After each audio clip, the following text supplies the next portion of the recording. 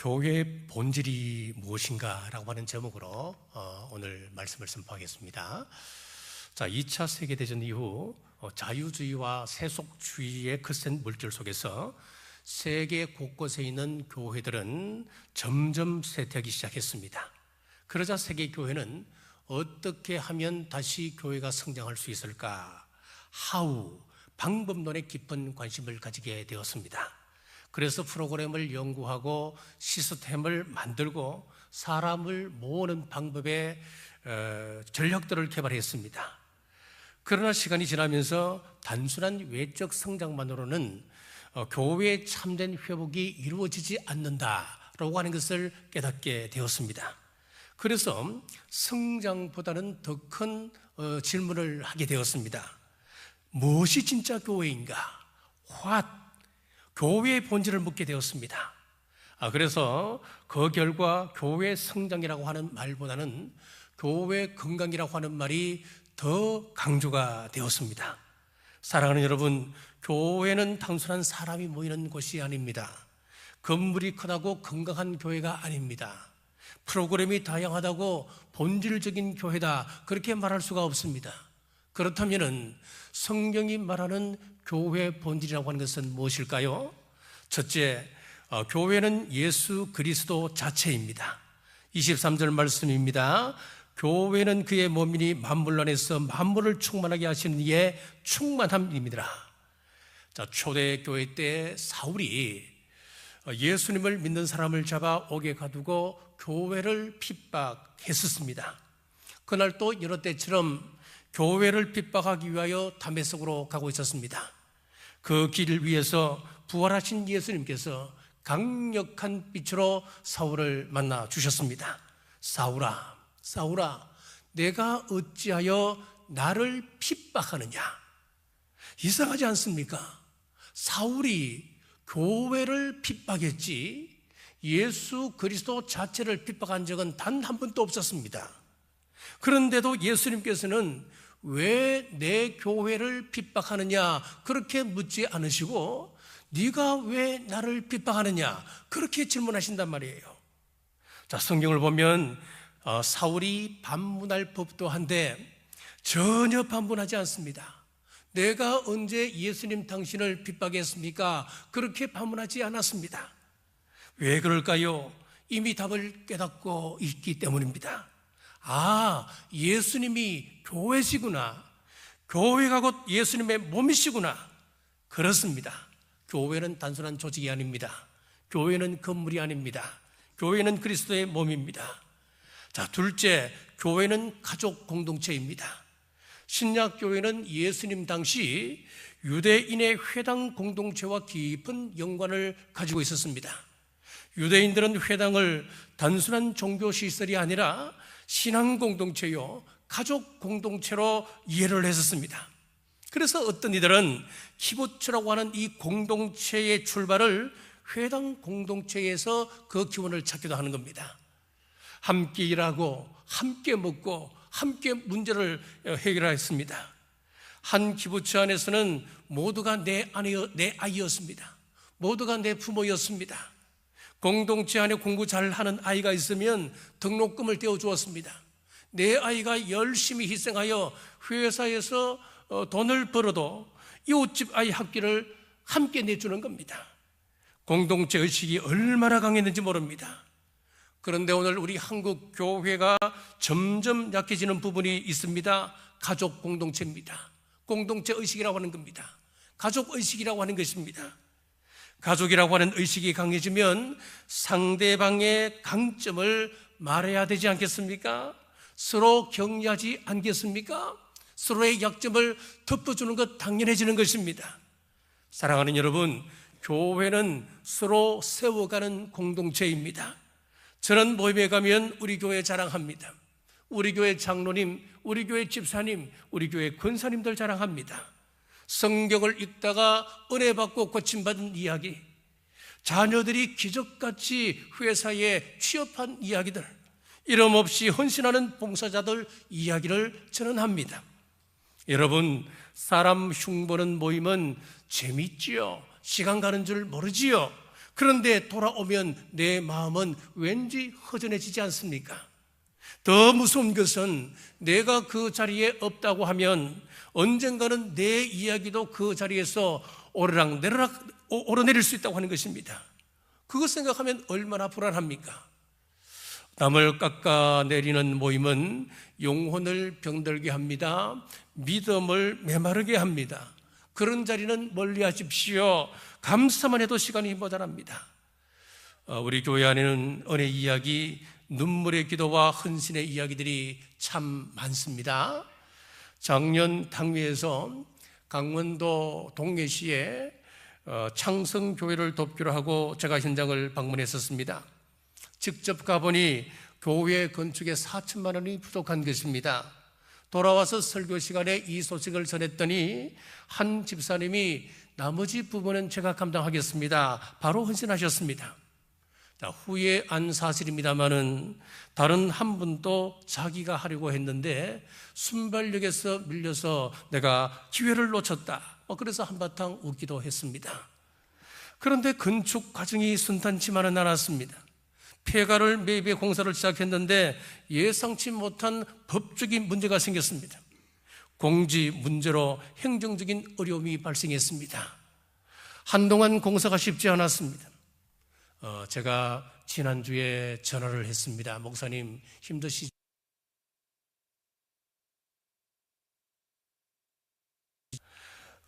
뒷집과 공유하고 있던 토지에 대해서 토지 분할 측정 결과 15평이 더 늘어나게 되었답니다.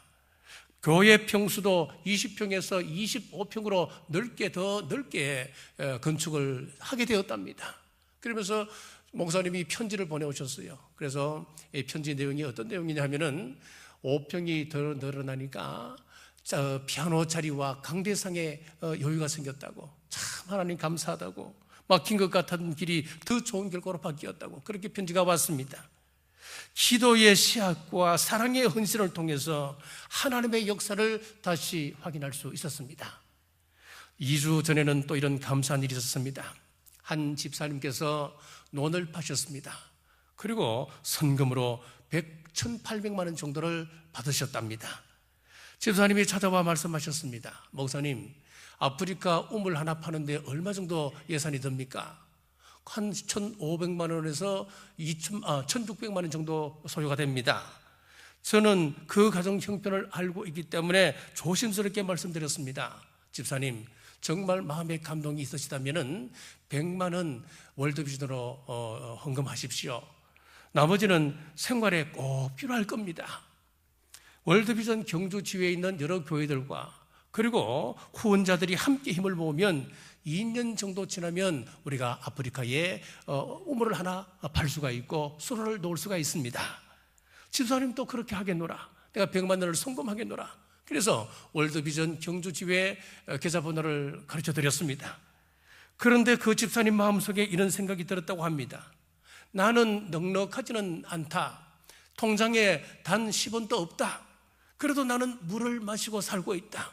그런데 아프리카에 사는 아이들은 물 없이 그 먼 길을 걸어서 흙탕물을 길어오는 그런 열악한 상황 속에서 살아가고 있다. 내가 우물 하나 파는데 헌신하자. 그래서 1,600만 원을 월드비전에 후원하셨다는 거예요. 참 감동이었습니다. 이외에도 우리 교회 안에는 감사 이야기들이 참 많습니다. 월드비전 우물 수로 사역에 지금까지 소리 없이 헌신해 오신 권사님도 계시고, 신학교 운영에 어려움을 들으시고 조용히 후원한 권사님도 계십니다. 이처럼 우리 교회 안에는 이름 없이 들어지는 사랑과 헌신의 이야기들이 참 많습니다. 이런 감사의 이야기만으로도 끝이 없는데 흉보고 원망하며 상처를 키우는데 시간을 써야 되겠습니까? 사랑하는 여러분, 교회는 가족 공동체입니다. 서로 지지하고 격려하고 세워주시는 여러분 되시기를 주님의 이름으로 축복합니다. 셋째, 예배 모임과 소그룹의 조화를 이루어야 합니다. 하늘을 나는 새를 보십시오. 두 날개가 균형을 이루지 못하면 결코 큰 날개를 가졌다 하더라도 하늘을 날 수가 없습니다. 한쪽 날개만으로는 제자리를 맴돌 뿐입니다. 교회도 마찬가지입니다. 두 날개가 필요합니다. 첫 번째 날개는 예배의 날개입니다.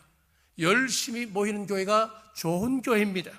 모일 때마다 우리 하나님의 임재를 경험하고 기도의 능력을 체험하며 찬양과 영광이 살아있고 말씀이 살아있는 교회, 그 교회가 좋은 교회입니다.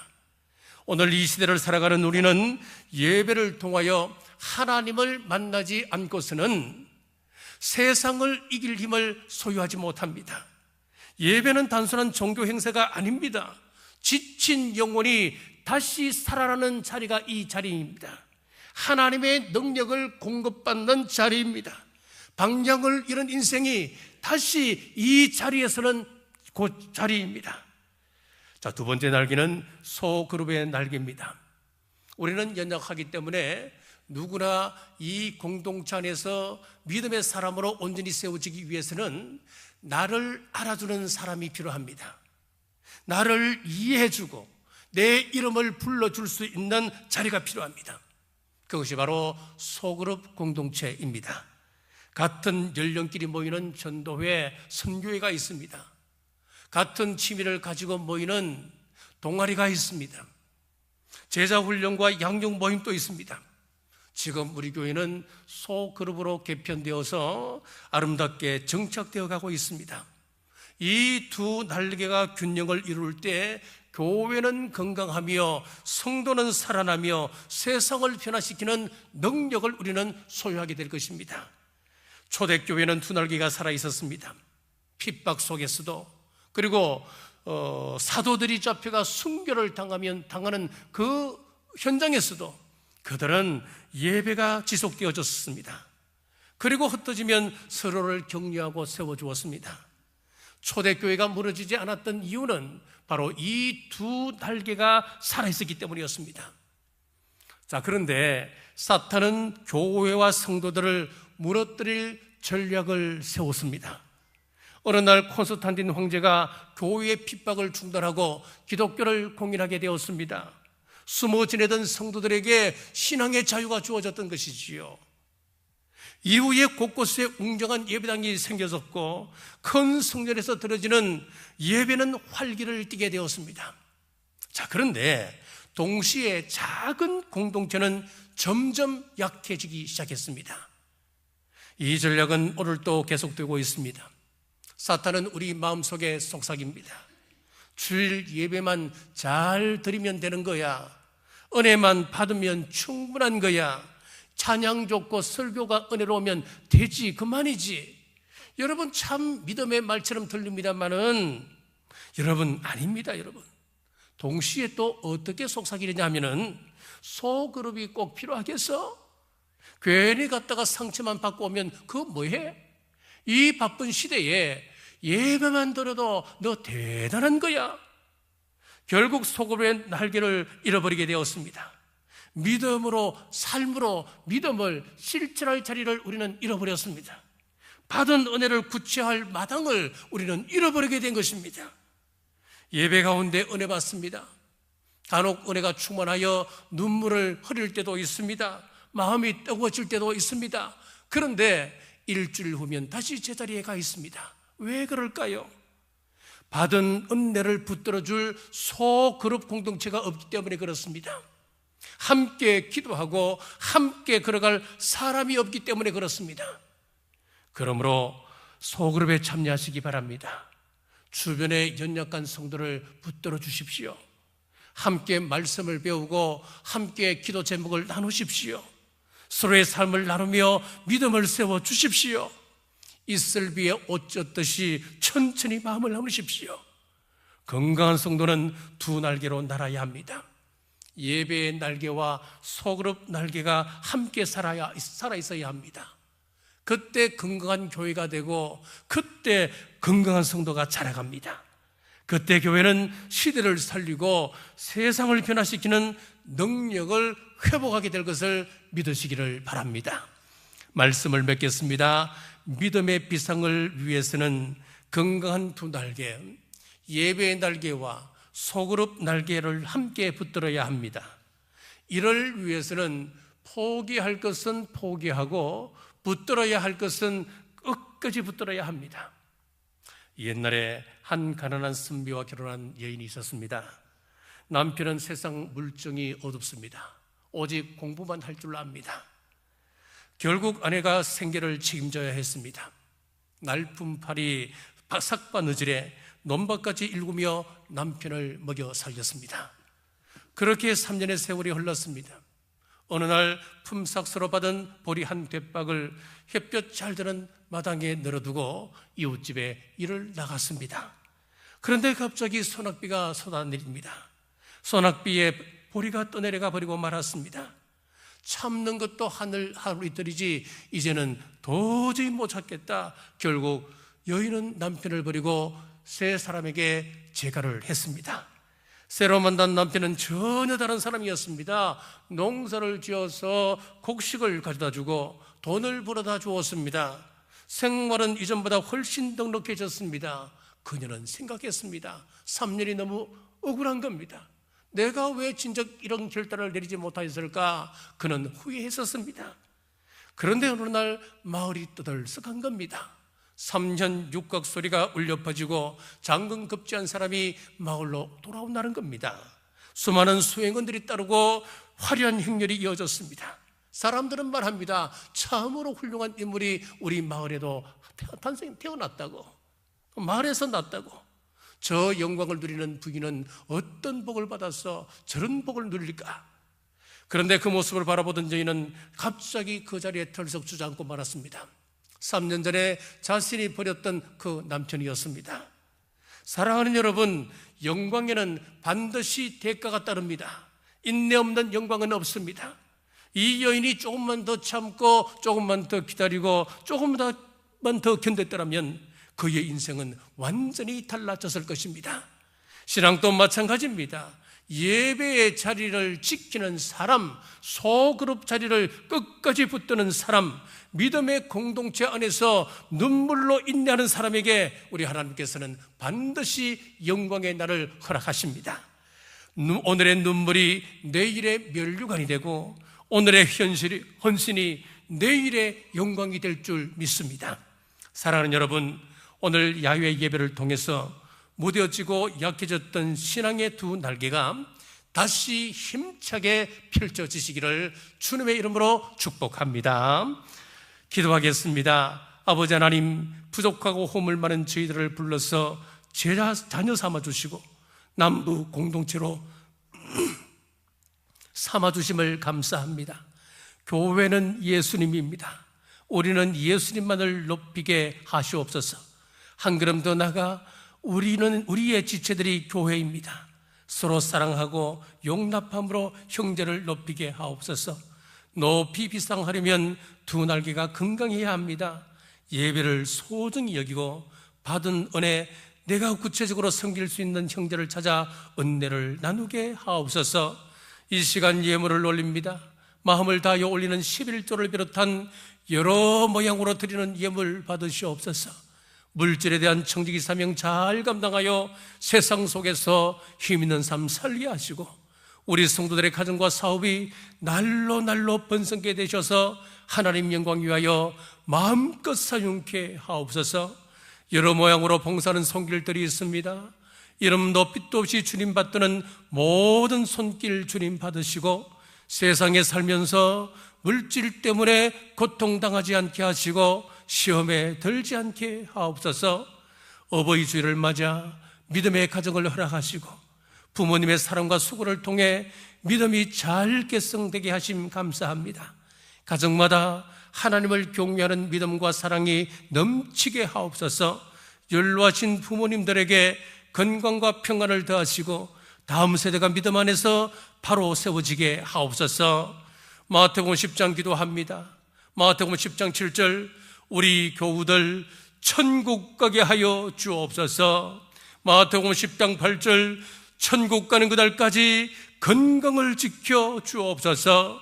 마태복음 10장 12절, 가정과 직장과 생업에 평안을 주옵소서. 이제 세상으로 나갑니다. 하나님의 얼굴로, 하나님의 대행자로, 진리의 빛으로 살게 하시고 세상에 희망되게 하여 주옵소서.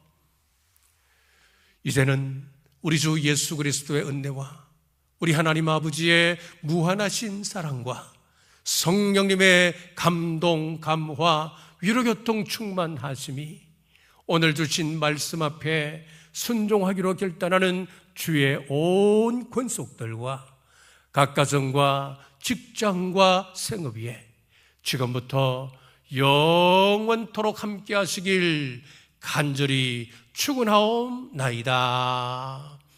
아멘.